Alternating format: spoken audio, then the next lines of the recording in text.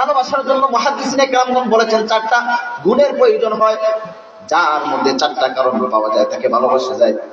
এক নাম্বার হলো জামালত, অর্থাৎ সৌন্দর্য। দ্বিতীয় নাম্বার কামালত, পরিপূর্ণতা। তৃতীয় নাম্বার হলো ইহসান, অনুগ্রহ। চতুর্থ নাম্বার হলো কারাবত, আত্মীয়তার সম্পর্ক। যার সাথে আত্মীয়তার সম্পর্ক হয়ে যায় তার সাথে ভালোবাসার সম্পর্ক হয়ে যায়। এই অমুকরে মারলো, তুই দৌড়াইলি কা? তো আমার চাচতো ভাই লাগে।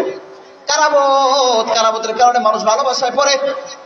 ইহসান, কাউরে কাউরে আপনি অনুগ্রহ করলেন, অনুগ্রহের কারণে একজন আরেকজনের প্রতি ফিদা হয়ে যায়, এটা ভালোবাসা। কামালত, তার পরিপূর্ণতা আপনাকে ভালো করে দেয়, তার প্রেমে আপনাকে ফেলায় দেয়, তার কামালত।